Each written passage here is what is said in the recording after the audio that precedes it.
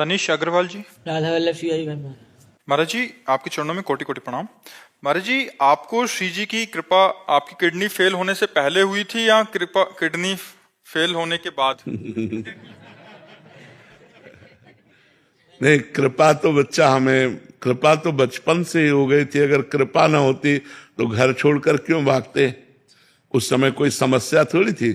13 वर्ष के बालक को क्या समस्या?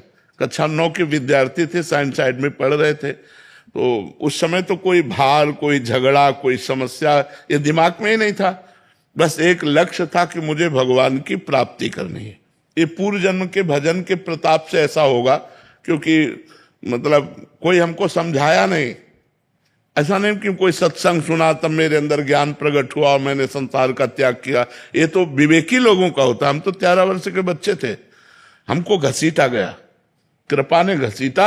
बस एक ही लक्ष्य था, मुझे भगवान प्राप्त करने, मुझे भगवान की प्राप्ति करनी। तो कृपा तो पहले से ही थी। कृपा का अनुभव, जैसे तुम्हारा प्रश्न हुआ ना, कृपा का अनुभव विशेष अब हुआ जब किडनी फेल हुई। साक्षात काशी जी का आता है। हम सब तुम्हें बता दें। शैल बालाजी मथुरा से। राधे राधे महाराज जी। जब कभी भी अकेलापन का अनुभव होता है तो संसार नीरस लगने लगता है महाराज जी, उस स्थिति में क्या करना चाहिए? भगवान का आश्रय लो, सरस हो जाओगे। और यहां से सबको अकेला ही जाना पड़ता, कोई किसी के साथ तो जाता नहीं। दुनिया में लाखों का मेला जुड़ा, हंसा जब जब उड़ा तो अकेला उड़ा। अब हम तो पूरे जीवन भर अकेले ही रहे। कोई साथी, कोई मित्र, कोई कुछ। महाराज जी, आपको लगा नहीं कोई प्यार करे, कोई हमारी बात सुने? चूंकि भगवान की कृपा थी तो हमें बस एक ही बात लग रहा था, भगवान का साक्षात्कार हो। ये पूर्व जन्म भजन साधन होता ना, जैसे पूर्व जन्म का 10 पॉइंट तक भजन हो गया तो हम 90 पॉइंट जो रह गए उनकी पूर्ति के लिए फिर अगला जन्म हुआ तो 40 पॉइंट हो गया, अब 60 पॉइंट रह गए, अब 100% हो गया। ऐसे ऐसे भजन की स्थिति के अनुसार, ये हमारा कोई स्वयं की चतुरता नहीं थी, ये भगवान का दिया हुआ कृपा बल था जिसके द्वारा ये चला। और ये जो भागवती का अनुभव होते हैं, ये कोई ऐसी चीज थोड़ी होती है कि हमको मिले थे श्यामा श्यामा, ऐसे थोड़ी बताया जाता है। ये तो आंतरिक अनुभव का, अनुभव गम में भजन जय संता, वो तो आंतरिक प्यार होता है। प्यार कोई बताता थोड़ी है, प्यार छुपाने की चीज होती है, छपाने की थोड़ी चीज होती है। वो छप गया तो क्या होगा महाराज जी? प्यार ही नहीं था, प्यार ही नहीं था। जिसको प्यार नहीं होता वो प्यार का दबाव दिखा करके अपने वश में करता है। ये प्यार नहीं, ये प्यार का नाटक है। और प्यार ये होता है कि जाओ तुम जाओ, अगर तुम उससे सुखी हो तो मैं जीवन भर तुम्हें आशीर्वाद दूंगा कि तुम दोनों सुखी रहो। मैं तुम्हें सुखी देखना चाहता हूं। ये प्यार कहाँ है? एक अपने पत्नी में बहुत आसक्त थे, उनका नाम धनुर्दास हुआ, बहुत बड़े भक्त हुए। वो इतने आसक्त थे, इतनी सुंदर पत्नी उनको, उनके नेत्रों में इतनी सुंदर थी कि वो कभी सब्जी लाने भी नहीं जा सकते थे। सब्जी लाने चलेंगे तो पत्नी चलेगी साथ और छाता लेकर ऐसे चलते थे बैक, तो लोग हंसते थे, उनको हंसी की भी परवाह नहीं थी। तो एक बार आचार्य चरण रामानुजाचार्य जी से शिष्यों ने बताया कि हमने एक अजीब आदमी देखा जो अपनी पत्नी पर इतना आसक्त। तो उन्होंने कहा ये तो काम लायक आदमी है, क्योंकि सारी आसक्ति समिट चुकी है। तो नजदीक गए और कहा, ए भाई मेरी तरफ तो देखो।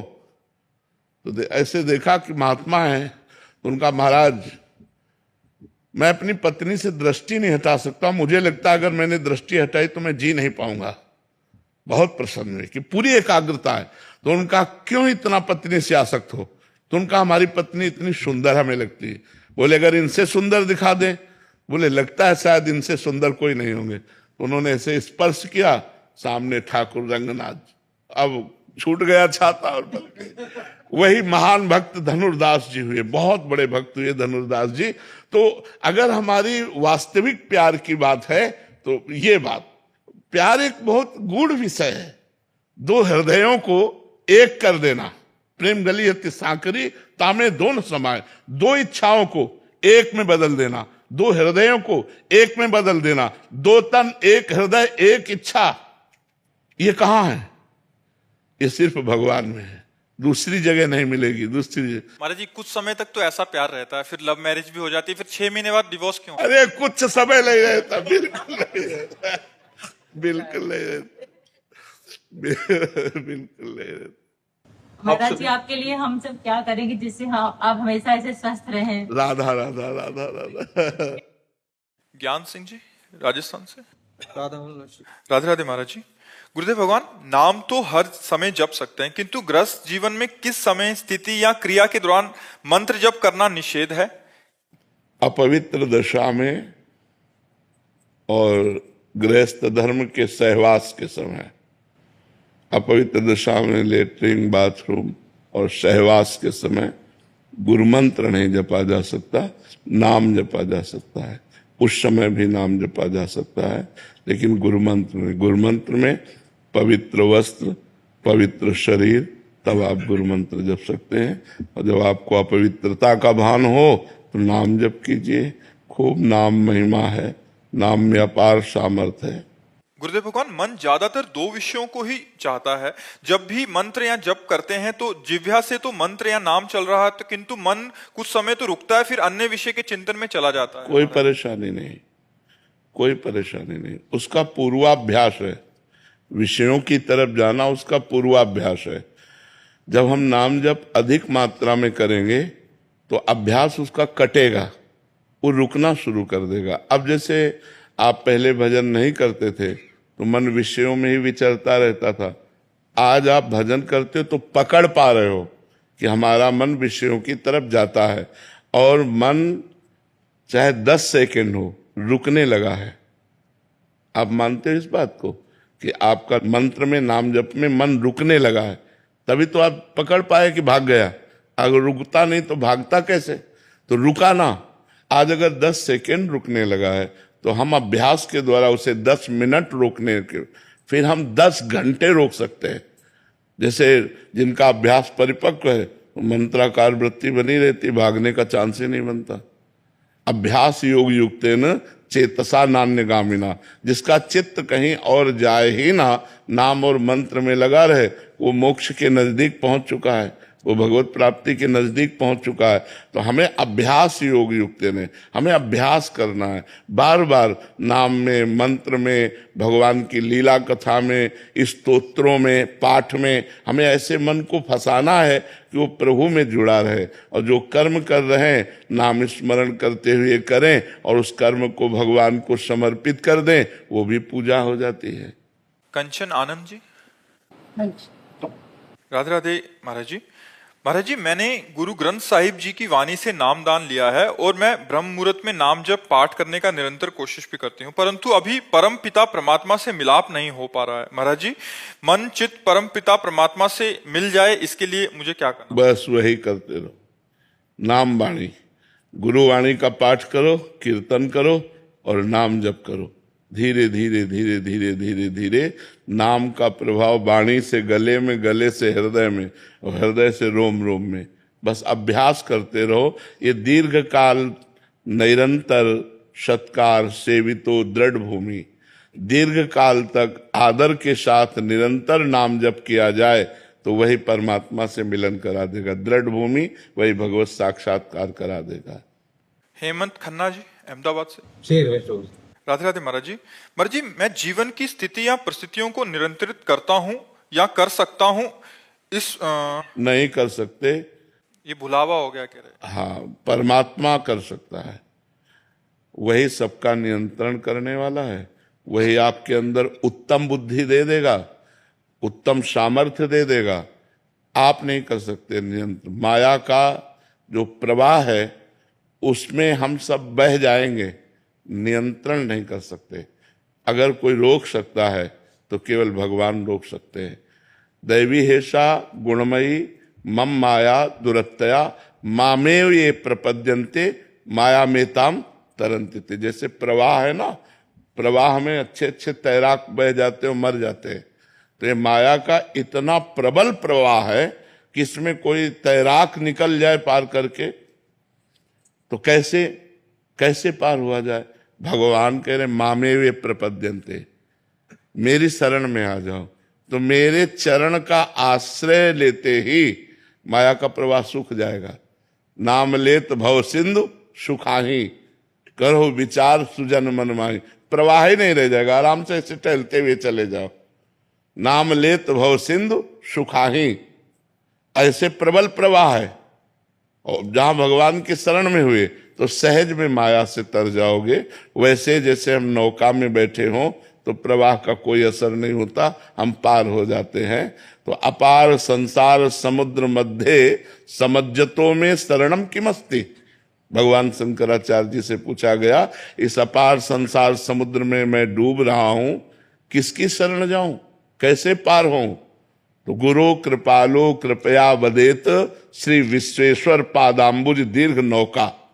गुरु कृपालु ने कृपा करके बताया कि भगवान विश्वनाथ जी के चरणों की सुदृढ़ नौका में बैठ जाओ, हरि की चरणों की नौका में बैठ जाओ, पार हो जाओ। तो वही भगवान कह रहे, मामेव ये प्रपद्यन्ते माया में ताम तरंतिते।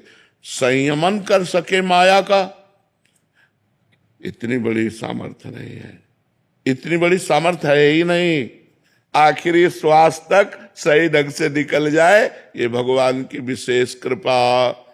नहीं शिव विरंचिका मोहई को है बपुराल, अस जी जानि भजी मायापति भगवान। बड़े बड़े ईश्वर कोटि के महापुरुषों को मोहित कर ले, अपने तो जीव है, ईश को मोहित कर ले। इसलिए नाम जप करो और भगवान के आश्रित रहो। और जो भी संयम बन रहा है वो भगवान के बल से बन रहा है, ऐसा अनुभव करो। आप संयमी हैं, आप जितेंद्री हैं, ऐसी गलत फहमी में मत रहना। वो भगवान आपको संयम दिए हैं, भगवान आपको बल दिए हैं। तो भगवत बल से आप जितेंद्री हैं, भगवत बल से आप साधन संपन्न हैं। नहीं तो आपका बल नहीं है, भगवत बल है। समझ पा रहे हैं आप?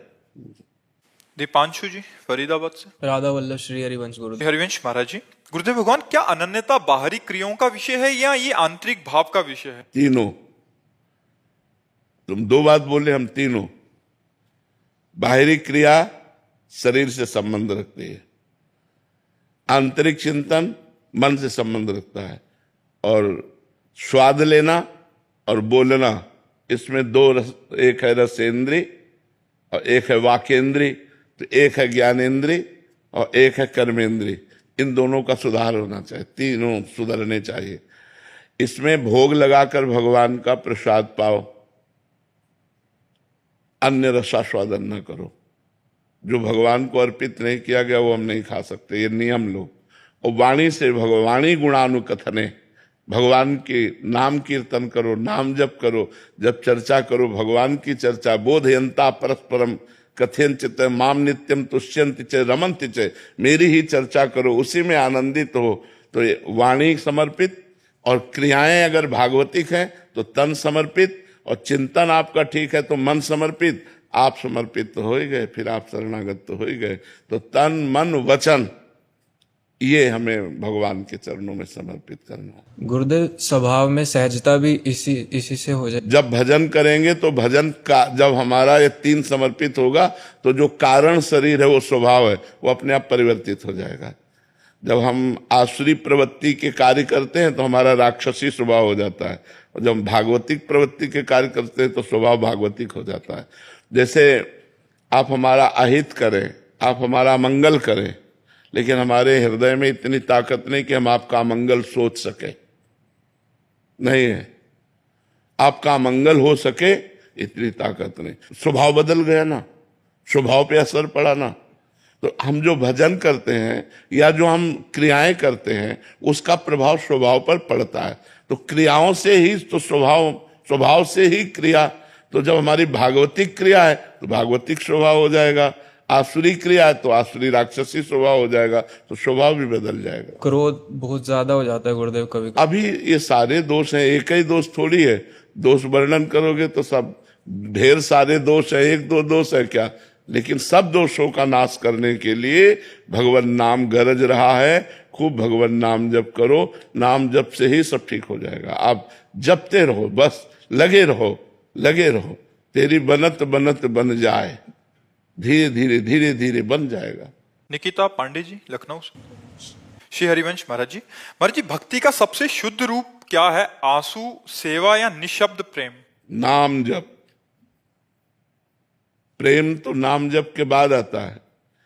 प्रेम में आंसू गिरते हैं और प्रेम में ही संकल्प विकल्प बंद हो जाता है तो निःशब्द स्थिति हो जाती है।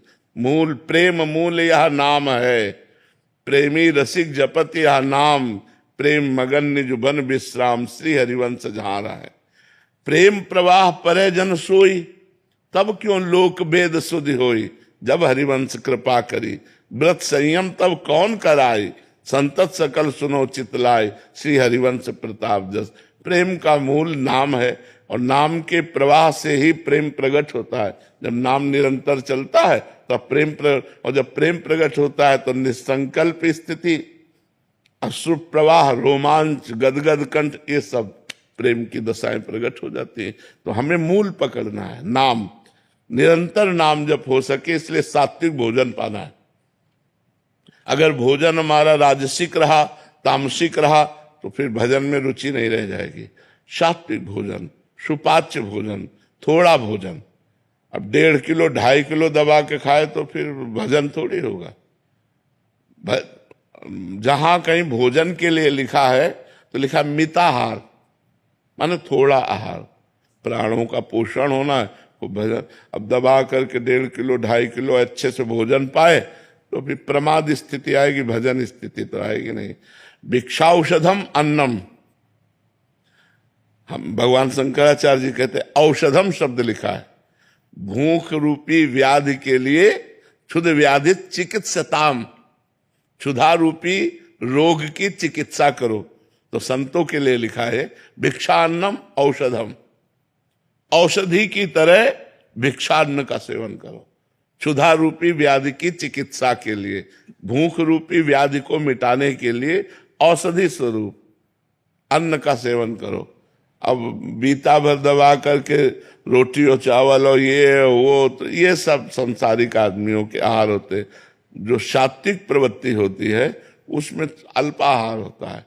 अच्छा, जैसे पहले हमारा था 3-3, 4-4 दिन नहीं पाया तो फिर 30 रोटी पा गए अब फिर 3-4 दिन के लिए फुर्सत, वो बात अलग है।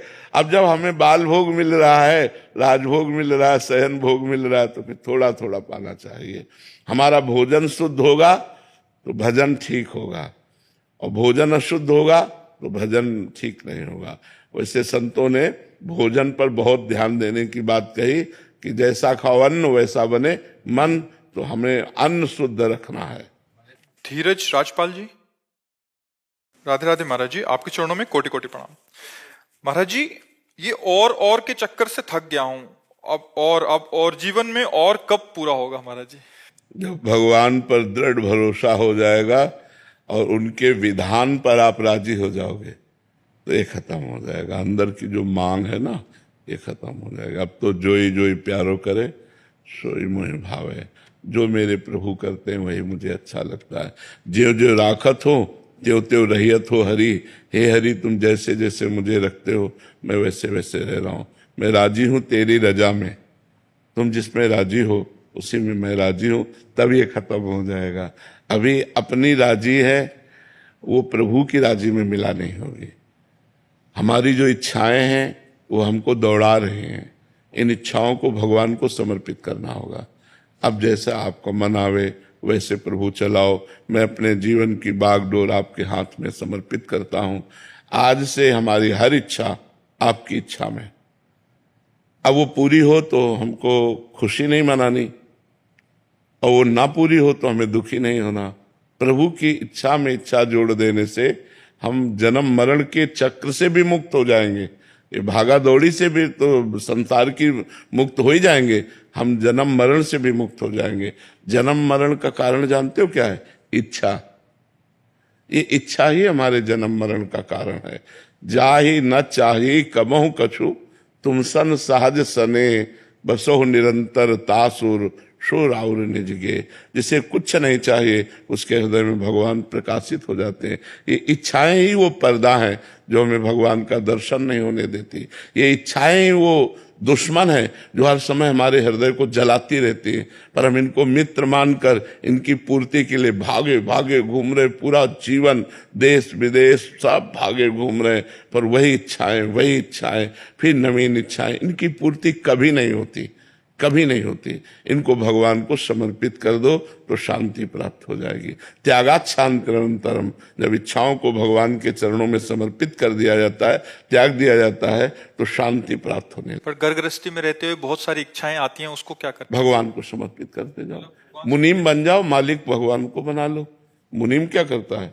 आपकी फैक्ट्री में ये जरूरत है, मेरा घर नहीं है, आपका घर है, आपका परिवार है, मैं आपका दास हूं, ये बात है। ये लो, जब नरसिंह मेहता जी के पास भात भरने का निमंत्रण आया तो उसमें तो करोड़ों की चीजें लिखी थी और था खाने के लिए भी नहीं, तो क्या किया? भगवान के आगे रख दिया। भगवान ने भरा भात कि नहीं भरा? तो हम अपने को जब भगवान के चरणों में समर्पित कर दिए तो नाथ सकल संपदा तुम्हारी, मैं सेवक समेत सुत नारी। तो अगर हमें जरूरत पड़ रही तो भगवान से कहेंगे आपके परिवार को जरूरत है, आप देख लीजिए, वो सब देख लेंगे, पूरे विश्व को देख रहे हैं, फिर आपके परिवार की क्या बात है?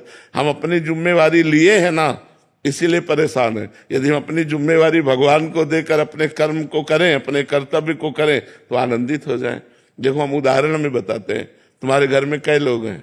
10 लोग, माता पिताजी भाई बहन। 10 लोग हैं, फिर भी आप कहीं ना कहीं परेशान हैं। जी नहीं, मन थका है। हाँ, मन। और हमारे पास जो है 500 लोगों का बाल भोग बनता है अपने घर में, मतलब बाहरी तो अलग बात हो गई, अपने घर में 500 लोगों का राजभोग बनता है। और चल रहा है कि नहीं चल रहा है? क्योंकि भगवान के ऊपर है ना, इसलिए चल रहा है। अगर हम जिम्मेवारी ले लें तो अभी परेशान हो जाए। अब हमें कोई चिंता नहीं, तो क्या इनको चिंता? इनको कोई चिंता नहीं, तो क्या उन 500 लोगों की चिंता? उनको भी चिंता ले। क्यों? चिंता हारी को है।